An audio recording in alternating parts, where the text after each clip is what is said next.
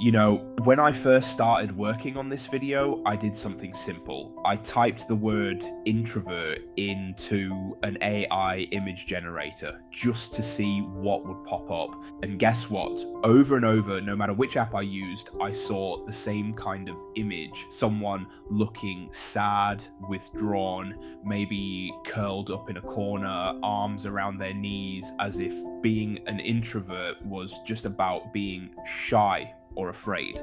It struck me how off that was, how narrow a view of introversion that really is, and how that's how many people see introverts, even how introverts sometimes see themselves. So I did a bit more digging, and what I found was that many of the world's brightest minds, most influential thinkers, and culture shapers were introverts. These were people who literally changed the course of history, not by being the loudest in the room, but by thinking deeply, creating quietly, and offering the world a perspective that only comes from a place of introspection. And this changed the whole direction of the kind of visuals I decided to create for this video. As I talk, you'll see the images of those real-life introverted trailblazers. And whether you identify as an introvert or not, I hope you'll see how much richness and strength there is in that quiet space. Because inside the mind of an introvert, you're not just looking at someone who's shy, you're looking at someone who has learned to find power in reflection. In a world that rewards the loudest voices and the boldest declarations, there exists another kind of power. It's quieter, gentler, and often misunderstood. It belongs to the introvert, the one who lives deeply in a world that never stops talking, who observes before speaking, and who finds strength not in noise, but in stillness. Being an introvert is not a matter of preference. It's a way of existing. It's walking through life tuned to subtler frequencies, the faint hum beneath the chaos, the quiet spaces between words, where others see silence. An introvert finds truth, meaning, and texture. Carl Jung, who brought the idea of introverts and extroverts to the world, once described introversion as a turning inward of energy, an orientation of the self toward reflection and internal truth. And that's what it feels like, not isolation, but immersion. An introvert's mind is a world within a world. Albert Einstein said, "The monotony and solitude of a quiet life stimulates the creative mind." For many introverts, solitude isn't just peace, it's oxygen, it's where imagination and clarity thrive. But in a culture built on performance, introversion can feel like rebellion. We live in times that equate visibility with value, where volume is mistaken for confidence and silence for absence. Yet the introvert quietly refuses to play by those rules. They are the ones who speak less but mean more. They listen longer, observe deeper, and only enter the noise when they have something that matters to say. Alone time for an introvert isn't withdrawal, it's renewal. It's the space where scattered thoughts settle and emotions make sense again. They retreat not to escape people, but to reconnect with themselves, to refill what the world constantly drains. You see, introverts often experience life like a sponge, absorbing every tone, glance, and shift in energy around them. They notice the slight hesitation in someone's voice, the micro expression that flickers before a smile, the emotion that hides beneath a joke. They feel deeply.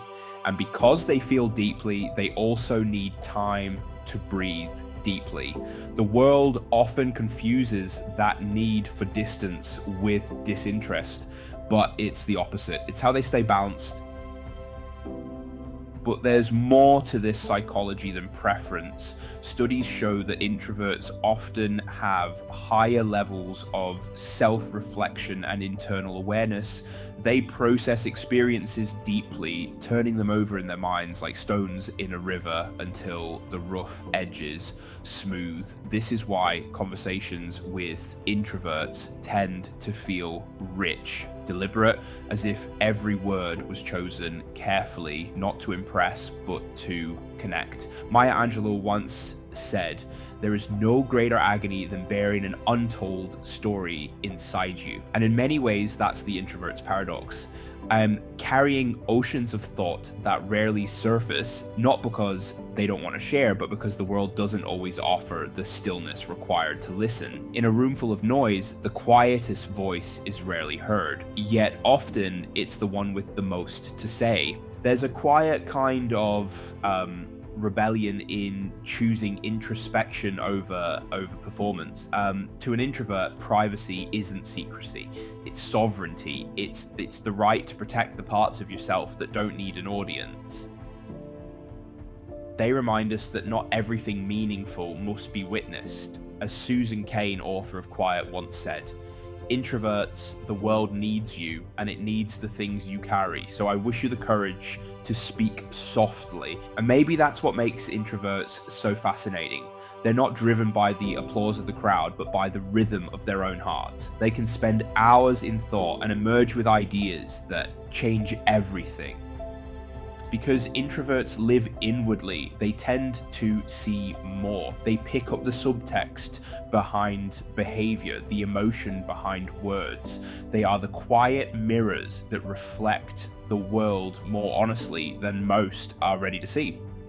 But that insight comes with a cost. It's tiring to feel so much, to notice so much, to process so much. So they retreat, not to avoid the world, but to process it fully. To be an introvert, then, is to live with depth, to crave authenticity in a world obsessed with appearance, to find meaning not in how much you say, but in how much you understand. It's choosing stillness over spectacle, truth over noise, peace over performance. And in that choice lies a different kind of strength, one that doesn't announce itself, but endures quietly. A strength that doesn't demand attention, but commands respect when finally seen. The strength to be alone and not feel lonely. The strength to be quiet and still be powerful. So, if you're an introvert, don't mistake your silence for weakness. It's your anchor, it's your compass, it's where your thoughts bloom into ideas and your emotions turn into wisdom. And if you're not an introvert, maybe this helps you understand them a little better. Those who live life from the inside out, who may not always speak first, but always speak with intention when they do. Because in a world obsessed with being seen, introverts remind us of something timeless. That depth is rarer than noise, that peace is louder than performance, that sometimes the most profound lives are the ones lived quietly